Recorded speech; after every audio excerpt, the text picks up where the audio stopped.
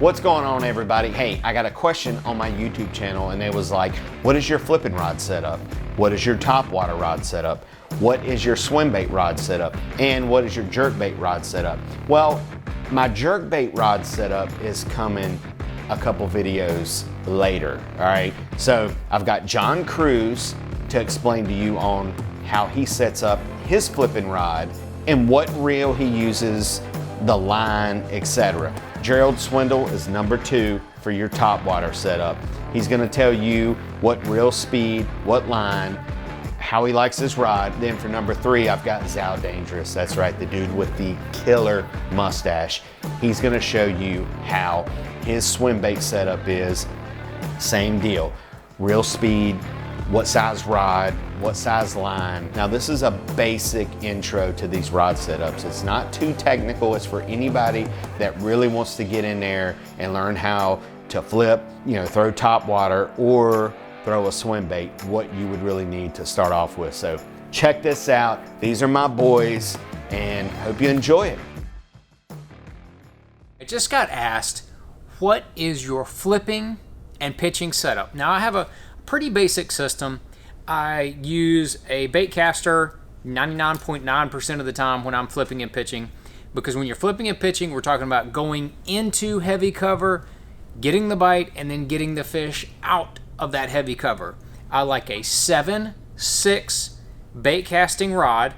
Now I use either a medium heavy or a heavy, kind of depending on how heavy the bait that I'm fishing with and how heavy the line that I'm gonna put on there. So I'm gonna have, like, this is a Cash and Icon 7/6 medium heavy. It's probably what I use most of the time. I've got 20-pound Sunline fluorocarbon on there. I really like fluorocarbon when I'm flipping and pitching. Gives you unmatched sensitivity. Not all fluorocarbon is the same, especially when you get into the bigger sizes. Some of them just don't handle quite as well as others. But on this one right here, I've got my little mini flip, got a 3/8 or a 1/2 ounce would be fine with this setup.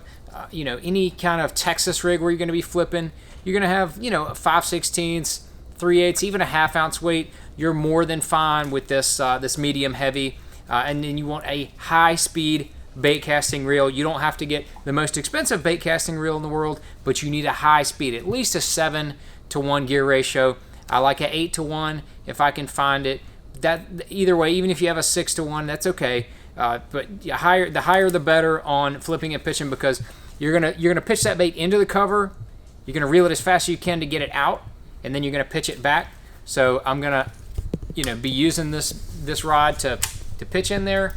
I'm gonna put it into the cover.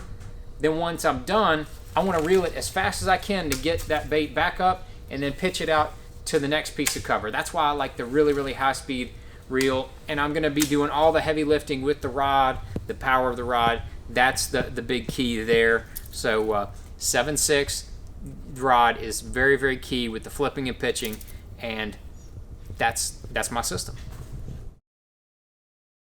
Topwater setups can be confusing. You can have a whole bunch of them. That's great and wonderful. But for me, I basically can use one topwater rod for 90% of my applications. I use a 7-foot medium rod with a little bit shorter handle. This is something I'm working on with 13 right now. It's the right handle length for topwater fishing. You don't want it to be too long because it's going to really hinder how you work the bait. This is a Concept A2 13 reel. This is 24-pound TX1 right here. You see that Sunline braid, super slick, strong 24-pound test. This particular bait I got tied on, this is just the Rapala. It's a prop bait, super slow, easy working, but I can work everything from a walk the dog action to a pop-R, some type of popping bait, prop baits, everything on this one rod. People think if you're going to throw a topwater bait, you need this giant long rod where you can wing it a long ways across open water. Most of the time, all you're doing is working yourself to death. You don't have to have that stiff a rod. You're throwing it on braid. The reason I throw all this on 24-pound braid or 20-pound braid is the lighter the braid, the better the action. You can throw it on 40, it just ain't gonna dance the same. I mean, you could dance with a woman with just wearing like a little bit of thin shoes doing the woo woo woo woo, or you could dance with a woman wearing brick shoes and she can't move at all. That's what heavy braid does to your topwater bait. It'll kill it. So that's the basic setup. 7-foot medium rod, Concept 13 reel, That's a 6/8 to 1 ratio. I don't throw a lot of high speeds on there because I might want to slow it down. Sometimes I think I can get going too fast, pull it away from the fish. Remember, you're throwing braid with super sharp hooks. You don't need a really stiff rod, medium action. There's my topwater setup almost year round, 90% of the time.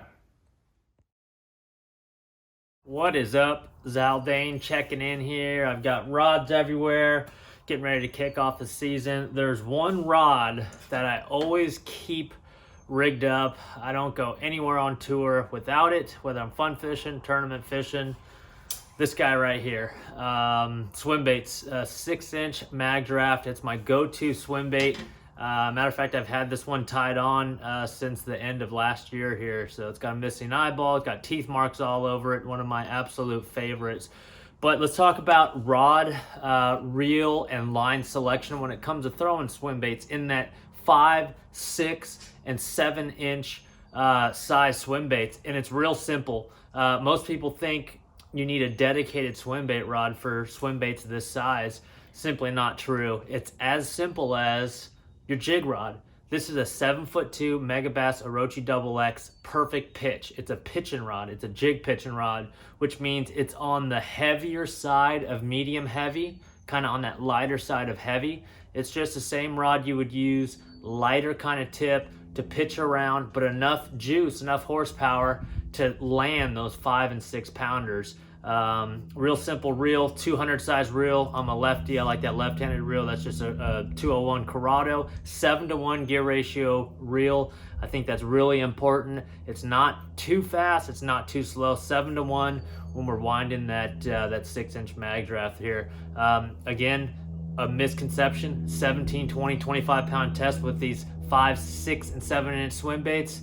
That's 15-pound test. That is my go-to fluorocarbon line when I'm throwing a mag draft, the original mag draft.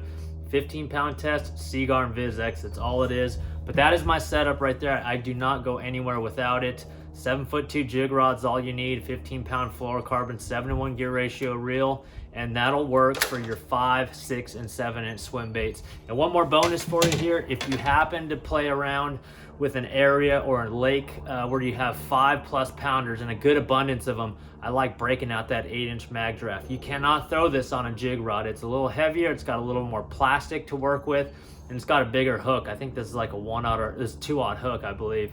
That's when I'll go to a dedicated swim bait rod. Megabass Orochi XX Leviathan. This is an 8-foot rod.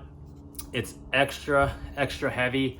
I would say it's more like a flipping type rod or even a punching style rod. And I throw that just on a 20 or 25 pound test. Same thing in Viz X. You know, those longer than normal casts we make with that 8-foot rod, even with fluorocarbon, there's some stretch there. So that's just a perfect setup. 300 size reel, and it just spools on there nicely. Extra long cast. So those are the 2 swim bait rods I use and don't go anywhere without. Dude, let's fish. Thanks for watching, everybody. Hope you enjoyed the video. My buddies really came in for me on that one, and I was just trying to mix it up a little bit, you know, just try to get some different faces on the channel. And if you like the video, go ahead and elbow smash it. Subscribe if you haven't. Ring that little bell so you get the notifications that I just posted a video. Catch me on Facebook, Instagram, TikTok. You know what the other one is, don't you? Until next time, we'll catch you. Bye.